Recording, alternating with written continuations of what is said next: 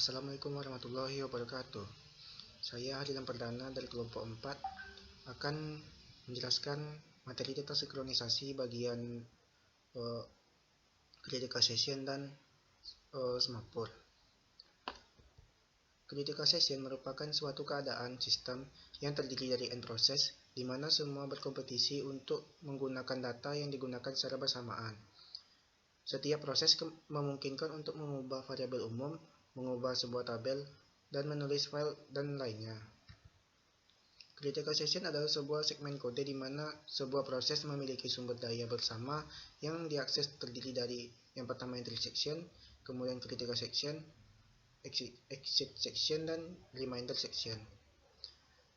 Untuk mengatasi critical session, ada beberapa syarat untuk memecahkannya. Yang pertama yaitu mutual section, yaitu apabila proses PI menjalankan critical sessionnya, maka tidak ada proses lain yang dapat menjalankan critical sessionnya. Yang kedua adalah progress, yaitu apabila tidak ada proses yang menjalankan critical sessionnya dan terdapat beberapa proses yang akan memasuki critical sessionnya.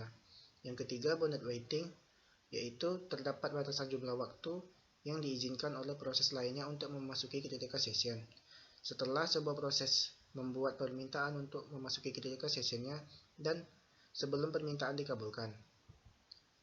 Untuk algoritma dasar dari critical session, yaitu jika terjadi mengimplementasikan suatu algoritma, kita menentukan dahulu variabel yang digunakan untuk keperluan sinkronisasi dan menggambarkannya dalam proses PI, yaitu untuk algoritmanya do, kemudian masukkan entry section, dan itu termasuk critical session, dan exit session termasuk reminder session, kemudian while 1. Algoritma bakteri, saya menggunakan metode to end test. Hanya ada dua progres, yaitu P0 dan P1.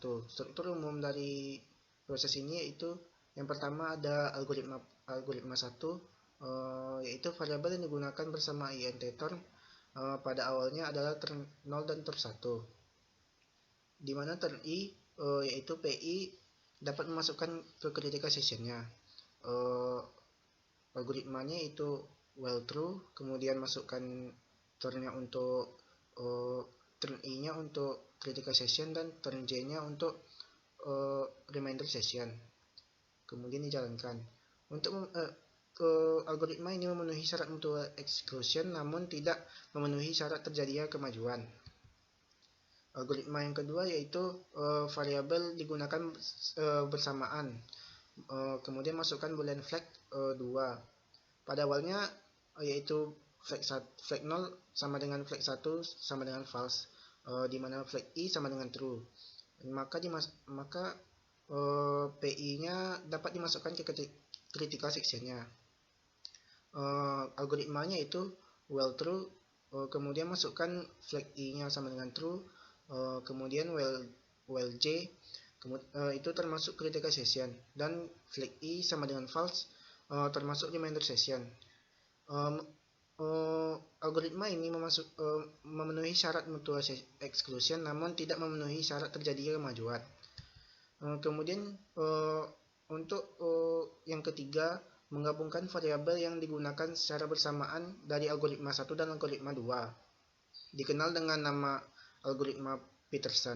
Nah, untuk algoritma Peterson ini, algoritmanya itu memasukkan flag i sama dengan true, kemudian term j, kemudian masukkan while flag j, kemudian endkan turn sama dengan j.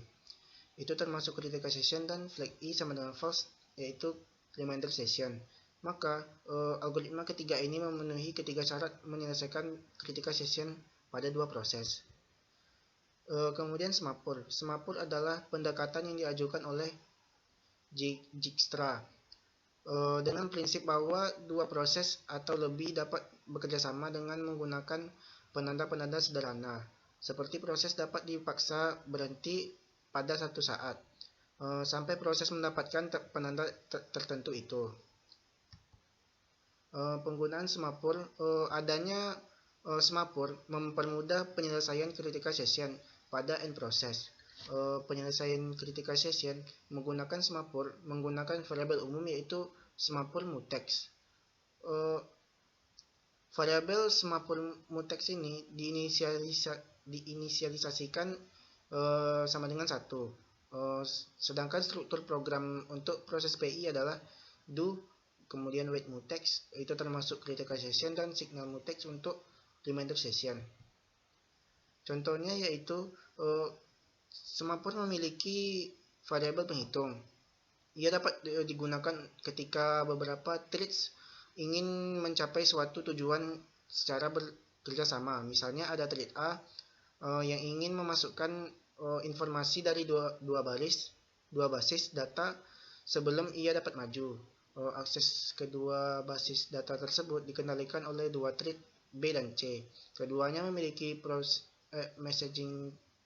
message processing loop. Semua yang ingin digunakan menggunakannya menulis pesan dalam antrian. Thread A menginisialisasikan semapur S dan init S1. A kemudian menuliskan permohonan data, kemudian memasukkannya ke dalam pointer ke semapur S. Kepada baik B maupun C, mereka memanggil variabel v dalam semapur. Hanya setelah keduanya selesai mengambil data, thread A dapat maju. Semapur seperti ini dapat disebut dengan counting semapur. Kemudian semapur yang paling sederhana adalah semapur binar. Digunakan untuk mengendalikan akses kepada satu resource, atau disebut juga dengan mutual exclusion. Sebuah semapur binar selalu diinisialisasikan dengan 1. Ketika resource-nya sedang digunakan, thread yang memanggil variabel p untuk mengurangi nilai ini menjadi 0. Dan setelah menyelesaikannya, kembali nilainya menjadi 1 untuk menandakan resource yang sekarang bebas. Implementasi semapur pada sistem operasi salah satunya adalah pada Linux, digunakan pada sleeping loops. Ketika sebuah thread meminta semapur yang digunakan, maka semapur akan meletakkan thread tersebut dalam wait queue dan menyebabkan thread tersebut masuk ke dalam status sleep. Kemudian prosesor akan menjalankan thread yang lain. Ketika thread yang memegang semapur melepaskan loopnya, maka satu dari thread yang ada di wait queue akan dipanggil sehingga akan mendapatkan semapur. Baiklah, sekian presentasi dari saya. Apabila ada kesalahan saya mohon maaf. Wabillahi taufiq wal hidayah. Wassalamualaikum warahmatullahi wabarakatuh.